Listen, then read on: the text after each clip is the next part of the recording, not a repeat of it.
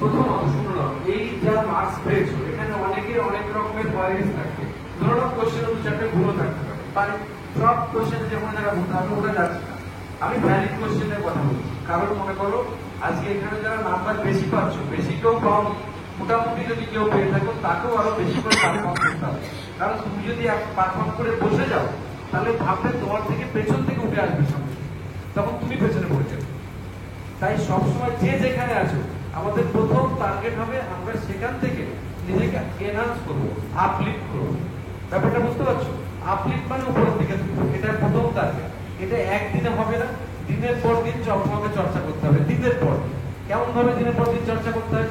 প্রথমে যে কাজগুলো করতে হয়, এখানে যে এক্সাম গুলো অফলাইনে হয়ে যাচ্ছে তো, তার একটা ফাইল আলাদা করছো তোমরা, সেই ফাইলগুলোকে এক জায়গায় রাখো, মানে সেই নোটস গুলো সবগুলো রাখো।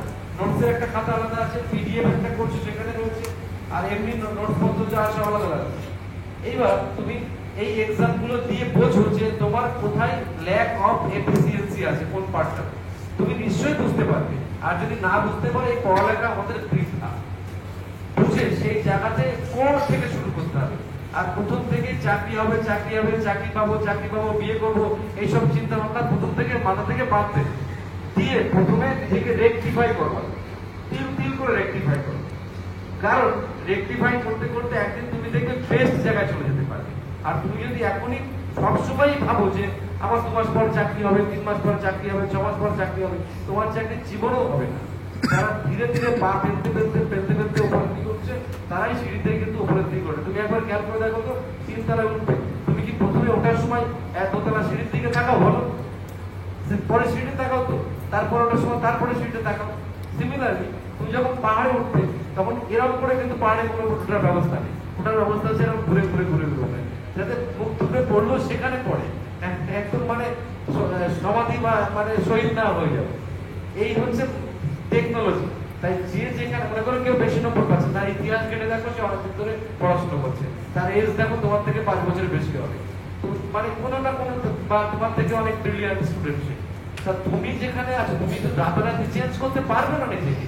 তো অকারণ কারণ থেকে দুঃখ পেয়ে লাভ নেই, কারণ নম্বর বেশি দিকে খুশিও লাভ নেই। নিজেকে জাস্টিফাই করো, নিজেকে চুলচেরা বিচার করো, নিজেকে নিজের জায়গায় উপস্থাপিত করো এমন ভাবে যে অন্যরা তোমার কাছে লিলিপুট হয়ে যাবে, তোমার নাম্বারটা একদিন সেরা নাম্বার হবে, এরকম ভাবে। তোমার সব থেকে বড় অপরচুনিটিটা কি? এত বড় ব্যাচের মধ্যে তুমি নিজেকে জায়গা করার সুযোগ পাচ্ছ, নিজেকে প্রতিদিন মাজা ঘষা করার সুযোগ পাচ্ছ।